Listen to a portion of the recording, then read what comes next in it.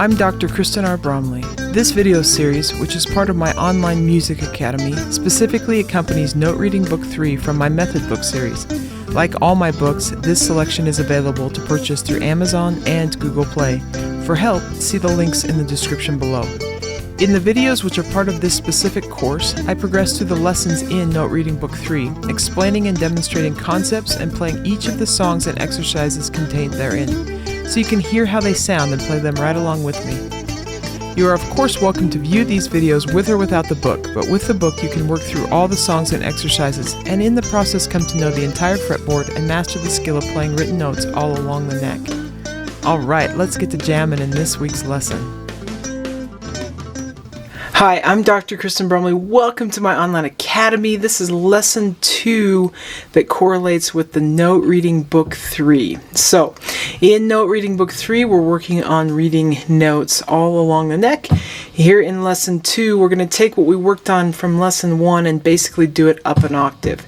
So, in lesson 1, it started out with the C major scale, just one octave here in second position because our index finger is in second position and the root's on that 5th string. And then we played through all those songs and exercises that were there in lesson 1, and then at the end of that lesson in the video I mentioned you could do the same thing in 7th position, but where we have our middle finger at the 8th fret and on the low 6th string there with the root. Then our index finger is at the 7th fret, so we're in 7th position. And I suggested that you repeat all of those songs and exercises from lesson 1 in that position. Then, once you've done that and you're feeling kind of comfortable, at least with the first 10 to 12 songs and exercises, then it's time for lesson 2. And here in lesson 2, we're going to do the same thing we've been doing, only we're going to be up an octave. So, here on page 9, so we're starting in lesson 2 on page 9, we're doing scale form 1, which we've worked on before, but in a higher octave. We're going to be in 9th position, so our index finger is at the 9th fret. Middle finger on the 4th string finds the root, and you can see that exemplified there. We're going to play 2, 4, 1, 2, 4. Now, because of the B string, and the tuning difference between the G and B string is slightly different. It's only a major third instead of a perfect fourth interval like the other strings. The difference between the other strings is a perfect fourth. So between E to A we have a perfect fourth, A to D we have a perfect fourth, D to G we have a perfect fourth, G to B we have a major third, and then D to E we have a perfect fourth. If you want to know more about intervals and that sort of thing and more scale techniques and all sorts of stuff, check out the Theory and Technique book and you can get more into that. But because of that tuning difference, we have to shift up 1 fret when we play the final part of that scale. So 2, 4, 1, 2, 4, and then on the next string I got to go 1 fret higher, so I'm in 10th position to play 1, 3, 4. You can see that drawn out in the diagram on the right. So you want to get comfortable playing the major scale right there in that position. Just play that up and down a couple times. And then once you've got that figured out, we're ready to start trying to read here in the upper octave. All the notes are going to be in the same place. C, D, E, F, G, A, B, C, B, A, G, F, E, D, C. But it sounds an octave higher than when we were playing in 7th position with the root on that low 6th string, or in 2nd position with that root on the 5th string. Now we're using that same scale form but 1 octave higher, and we do have that shift. Okay, I'm going to go ahead and read starting with number 1, the C major scale, and this is just going to be a little bit of practice reading this scale. 1, 2, ret, T, and.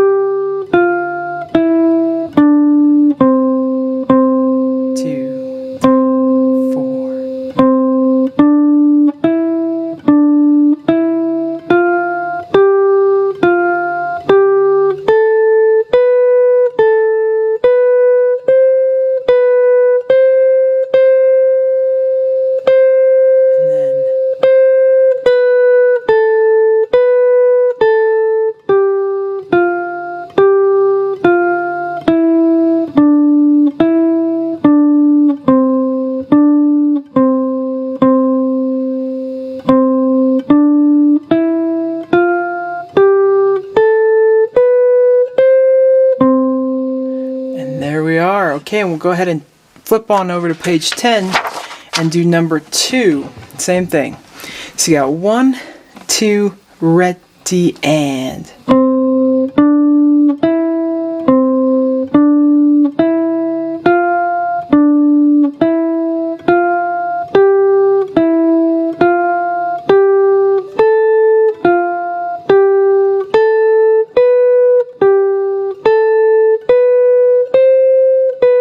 Stop there just for a second to point out that as we get going and we have this shift, sometimes I will play with my index finger at the 10th fret that A note, and then I'll need to play an F note. And I can come back and grab it with my middle finger, or I can just do a finger roll. Sometimes I'll do a finger roll, and then for the G I might use my ring finger. So an alternate fingering sometimes, so that I don't have to shift back down. Though sometimes I will shift back down. So it's good to be able to do both, but sometimes it just works better to not continually shift, but just play the top part of that scale from that 10th position and then shift down when I need to. Okay, I'm going to start number 2 again. See, here you go. 1, 2, ready, and with C, D.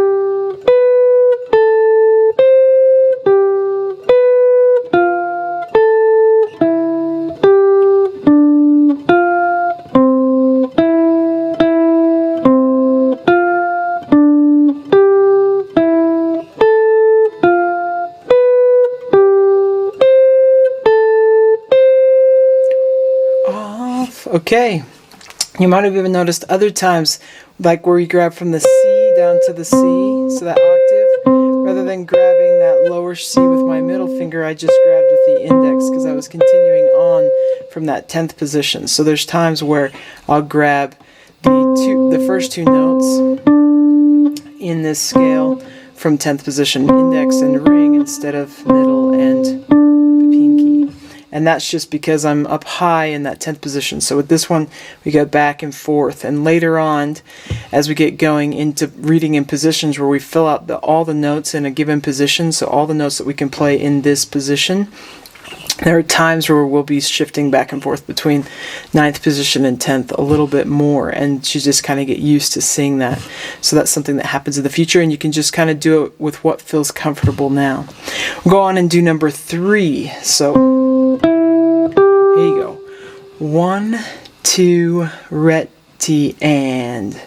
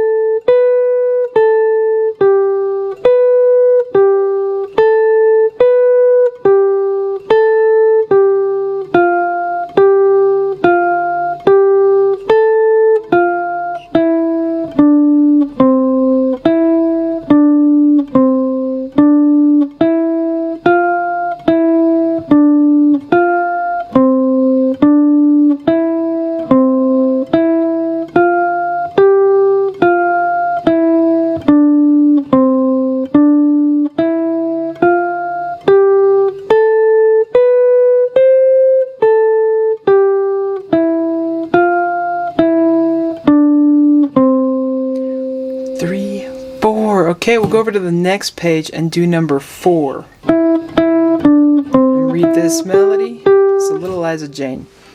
Page 11, number 4, Little Eliza Jane. You got 1, 2, ready, and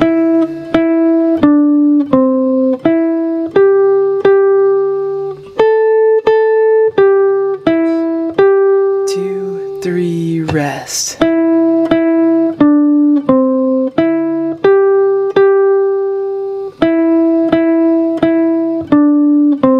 2, 3, rest. 2, 3.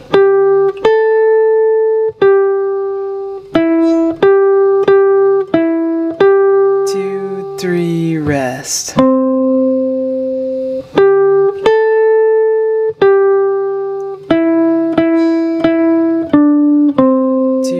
3, rest. We'll do When the Saints Go Marching In, number 5. So I'll give us 3, 4, 1, and we'll be in. 3, 4, 1. 2, 3, 4, rest. 2, 3, 4, rest. 2,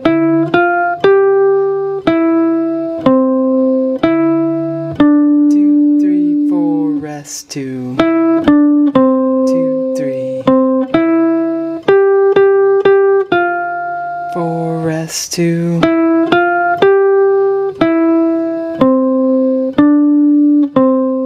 3, 4, 1, off. Okay, and number 6, Oh Susanna. Take it about there. So I'll just count it in as if we're in 4/4 time, even though it's written in cut time. So give us 3-beat count in so we can catch 4 and 1, 2, 3, 4. Here you go. 1, 2, 3. 2, 3.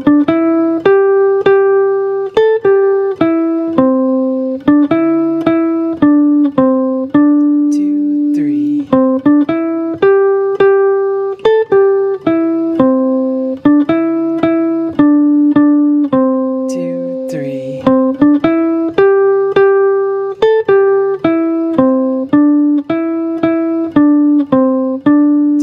3.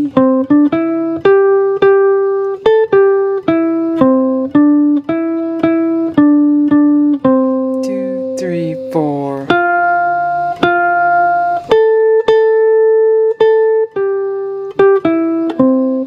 2, 3.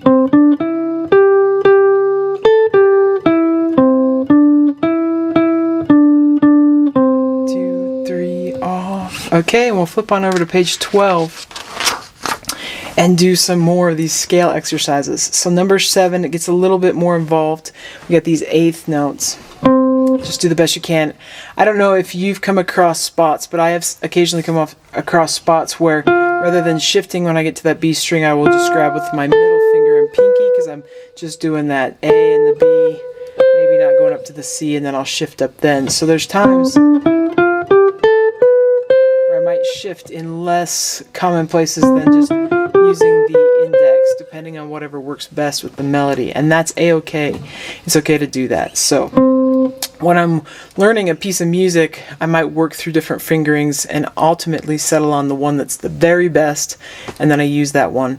Here, when we're kind of sight reading and you're doing these over and over, you can do the same thing as you get used to, and you can establish patterns with your hands that will work well when you run into the same types of things in music where you finger it the same way, so it can be helpful to do that. At this point in my life, I've been reading music so long that I just sort of do things a little bit instinctive, and then sometimes I'll be tripping and the instincts don't work, so then I'll work something, figure out the best way and work it. So it's okay, you can do that too, and you don't always have to be shifting exactly 1, 2, 4, 1, 3, 4. That doesn't always work when we're playing these exercises and these melodies. Sometimes we got to play 2, 4, and then shift up 4 again, or so forth. Play 3, 1, 1, stuff like that. The other thing I'll mention is that these exercises, if you haven't noticed, the exercises themselves, like number 7, match the exercises we did in the lower octaves. So there should be a familiarity with them, both in the sound and even a little bit in the fingerings, because they're the same thing, just up an octave. We'll go ahead here and do number 7. So you got 1, 2, and ready, and go, and.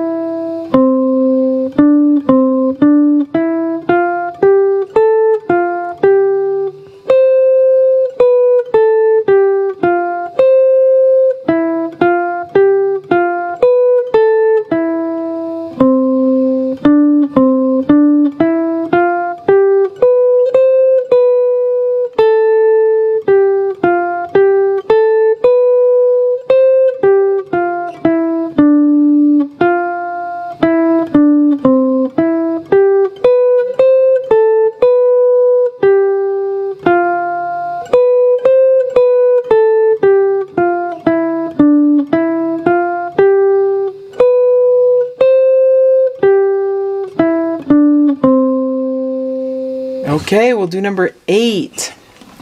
Same kind of thing. We got 1, 2, and ready, and go, and...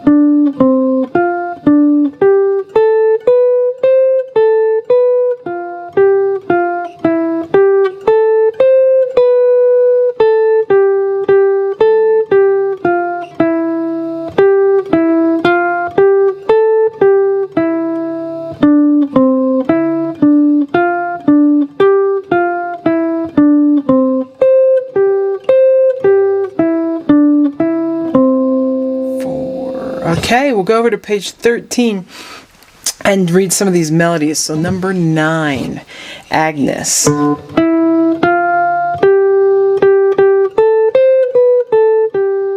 That's how that one starts out. So you got 1, 2, and ready, and go.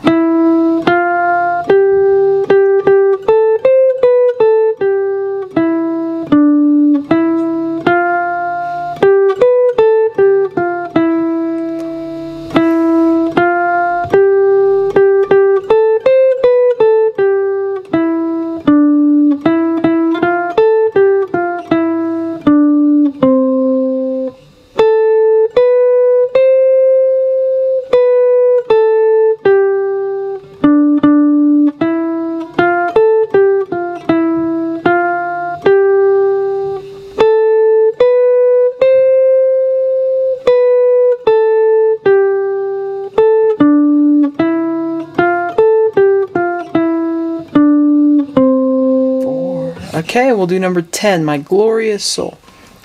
1, 2, and ready, and go.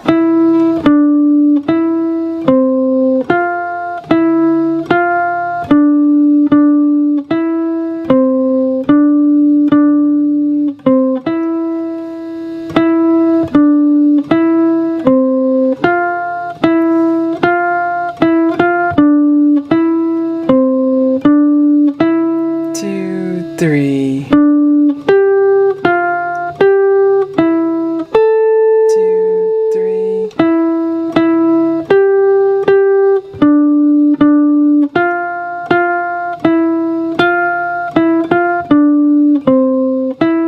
2, 3.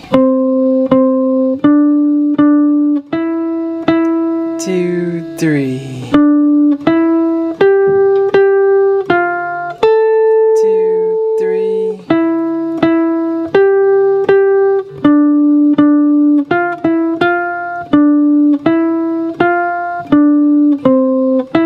2, 3. 2, 3, 4, off. Okay, let's take that one a little bit faster now that you kind of heard it.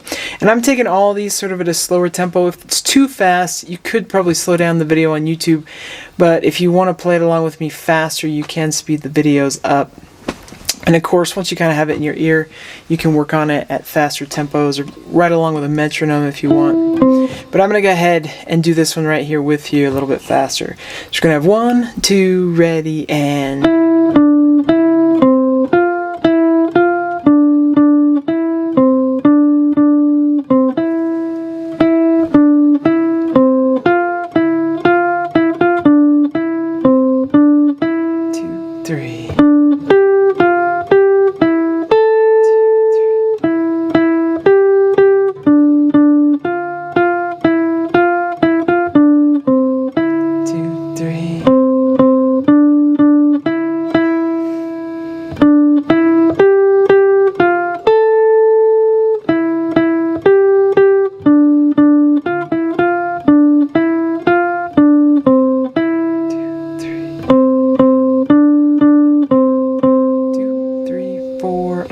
Okay, number 11, shorten and bread. 1, 2, 3, 4.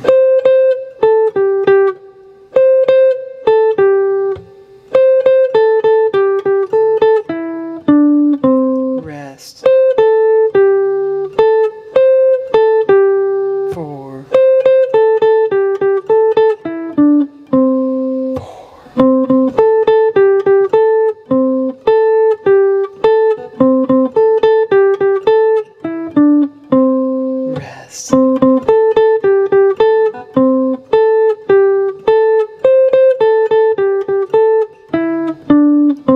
4 off. Okay, and I use the finger roll a lot on that one between that C and the A. So just rather than picking up my finger or using another finger, just roll that finger and flatten it out. Let's turn on over to page 14. And we can do number 12. We're in 3/4 time. These exercises are getting a little bit trickier, just like they did in that first lesson. It's the same here, they're just up the octave. So take it kind of slow, a little gentle as we work through this one. I'm going to start out with my index finger on that C because we're going to do that octave jump. Before we play number 12 here, I'll remind you that you can just do these lessons with numbers 1 through 10 or 11-ish, not get into these really more challenging exercises. Just get comfortable with the notes. If you're not ready to get into these harder rhythms, it's okay. Play through those first exercises, get more comfortable. It's okay to move on to the next lesson or the next part of a lesson without ever doing those. This book can help somebody who's been playing like myself. As we work on playing exercises like these at faster tempos, we get better at reading, and it also helps the person who's never done any reading before and is just getting started. So, if you need to, you don't have to do these, but I'm going to go ahead and play them at a nice learning tempo here. We can do them together. So number 12, 3/4 time, I'll give us a 3-beat count in. 1, 2, and 3, and...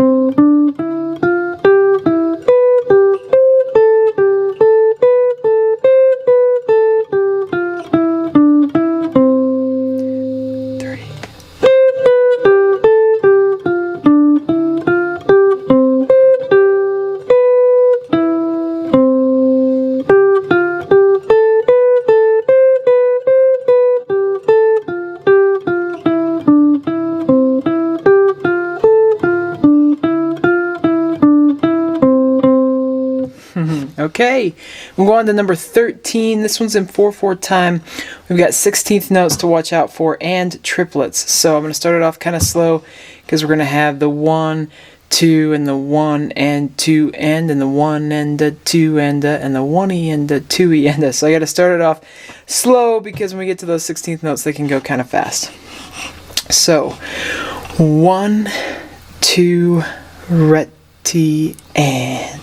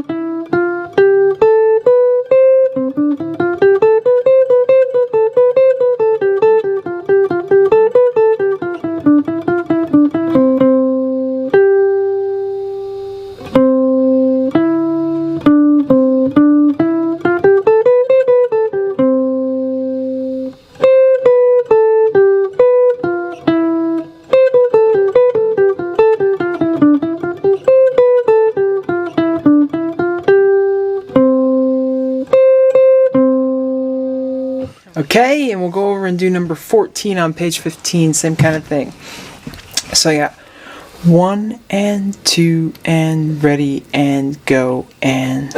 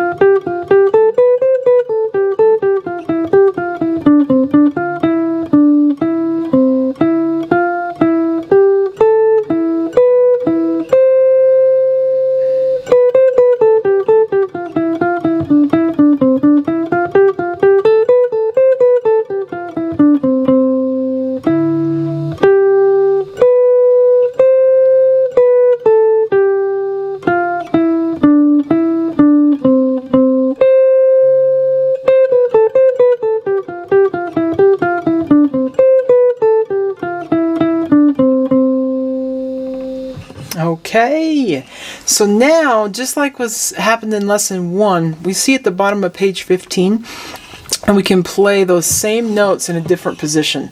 So this shows us that in 4th and 5th position we can play a C major scale in that same octave. So at the 5th fret, my middle finger is on the 3rd string, 2, 4, and then I got to shift up when I get to that B string, 1, 2, 4, 1, 3, 4. Now with that one, I will sometimes change up the fingerings and use index and ring on the 3rd string, and then index, middle, pinky, index, ring, pinky. So 1, 3, 1, 2, 4, 1, 3, 4. Now this lesson is designed just like lesson 1. Ideally, you go back and play numbers 1 through 14, doing it in this position. So this is all setting us up so that we'll be able to play in the different positions along the neck where we would read in for the key of C. So I'm not going to do that with you, but you can go back, use the video, and play right along with me in those positions if you'd like to, or now you've kind of got it in your ear, and you can work on the different exercises in the new position 4 and 5. In the next lesson, we're going to be learning an alternate scale. So we're going to be playing with the alternate scale, we're going to be playing these same exercises again in the 2 different octaves. And then what will happen is we can combine those 2 different scales to fill out the rest of the positions. We're going to have 5 different positions that we'll work on, and we'll get used to reading in those 5 positions. But if we can get comfortable with the 2 scale forms in the different places along the neck, then we are set to start reading in the full position. And also, we're kind of set up so we can switch between positions when we need to when we're playing music. So that's what we're looking forward to. In lesson 3, we'll work on that alternate scale fingering for the C major scale. It's going to start with the pinky instead of the middle finger, and we'll use that one in the different octaves that we can do it in. So you want to get comfortable right here with this main form. This is the main form, and then the alternate form helps us fill out the rest of the positions. So work on that, have fun with playing the guitar, and we'll catch you next time.